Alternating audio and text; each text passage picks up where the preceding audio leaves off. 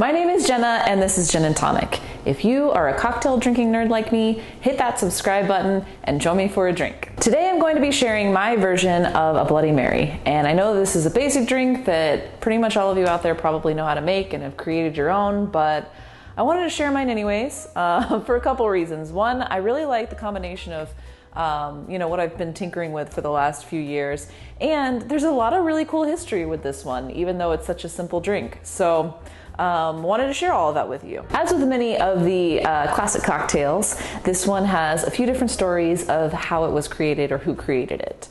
One of the first stories is of Fernand Petiot, who was working at the New York bar in Paris before it was bought by Harry Meckelon, and is said to have created it on the fly there, and it was known there as a bucket of blood, which sounds absolutely disgusting. I don't know if I would drink that if you told me that was the name of it.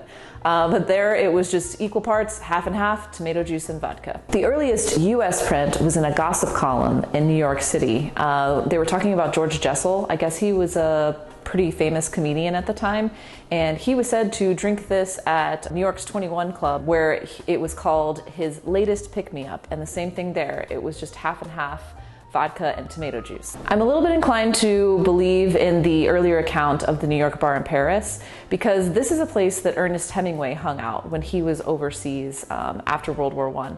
And the reason that I say that I believe this one a little bit more is because the same year that George Jessel was drinking this in New York, it was being put into print in Cuba at El Floridita, which is another bar that Ernest Hemingway frequented. So it stands to reason that he may have brought it from Paris to Cuba when he was down there in the 30s.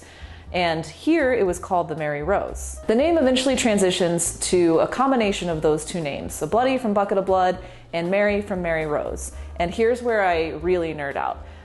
So I love history, and I have a fascination with British monarchs. And Bloody Mary was the nickname of Mary I of England, who was the first Queen of England. This was Henry Tudor's first daughter. And if you know anything about Henry VIII, you know that he did away with Catholicism and brought in Anglican, Protestant.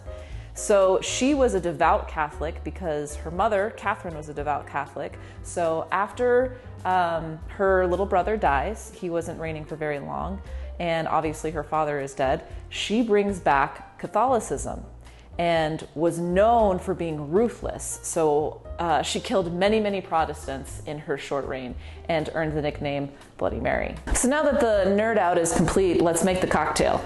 So basic recipe is just gonna be 2 ounces of vodka and whatever Bloody Mary mix you wanna use. And there's a lot of different things that you can do to it to make it more spicy, less spicy, more tangy. So I'm going to show you the one that I like to make. This is a drink that I didn't like until a couple years ago, and I owe that to Beverly, my friend who I mentioned in the French 75 video, which I will link above on one of these sides for you. I never liked this because I didn't like tomato juice, and it was her who pulled me aside and said, no, there's all this stuff that you can put into it and mix together, and it really makes for a tasty drink. And then I'm going to add a couple dashes of Cholula. This is my favorite hot sauce for tacos. Well, pretty much everything. When I'm not using Cholula, I'm using Sriracha. So I'm doing both of those. And why 2 hot sauces? Cholula's got great heat, so does Sriracha, but Sriracha also has like a sweetness to it that's kind of tasty. So do that. I'm also gonna do a little Worcestershire. Apparently a lot. That was a little more than I wanted to put in there, but I'm sure it's gonna be fine. And then something else I did recently, I found this Pickle Beer. It's so freaking cool. It tastes just like pickle juice. So I've been throwing a little bit of that into my drink. I'm gonna do like an ounce of that. It's gonna be a big drink. And then for Bloody Mary mix, I am a big fan of these little Zing Zangs. It's a very tasty Bloody Mary mix, but it's also great because it comes in these little cans, which is awesome, especially if you're making drinks at home, because if you buy the big container of the Bloody Mary mix, it goes bad, I think, within a week of opening the bottle. Whereas these, you can get, like 1.5 to 2 Bloody Marys, depending on how strong you make them. And then you're not wasting any of the Bloody Mary mix. So that's what I'm using. I'm gonna do about 4 ounces of that. A little bit of fresh lime. and a little bit of lemon. This is a drink that you want to roll. So you're not gonna shake it, you're not gonna stir it. So what does it mean to roll it?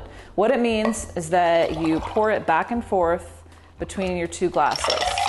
And the reason that you do this is because if you shake tomato juice, you're going to break it up and it's going to start looking a little weird. And then before I add ice to the glass that I'm gonna drink this out of, I am going to rim it.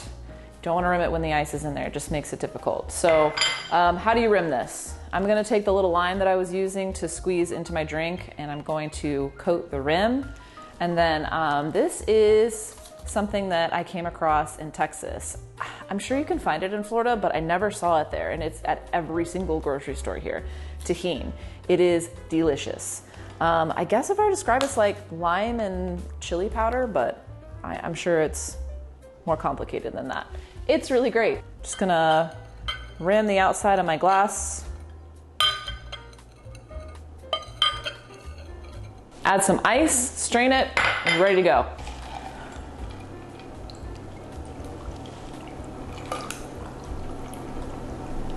First thing I'm gonna do is grab my pickle. So another tasty thing that I buy that's pretty much always in my house is Mr. Wickles Pickles. And then I'll do a lemon wedge and take this little guy out of the package here. Jeez. Mmm.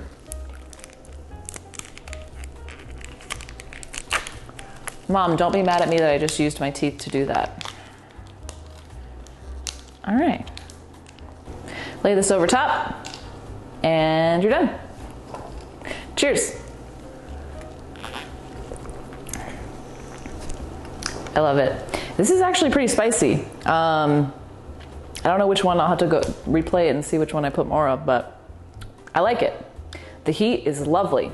And you can put a straw in this, but because I've got my tasty rim I want to enjoy with the cocktail, I'm not going to use a straw, so I get a little bit of that to mix in, which is like a salty lime taste. So really balances out actually the spice that I've added into the Bloody Mary. So give it a try. Let me know what you think. I hope you enjoyed the little history behind this very simple brunch cocktail that we all know and love today. And if you haven't done so already, please hit that subscribe button. It truly helps out my channel if you do so. I am Jenna, and this is Jen and Tonic. Cheers.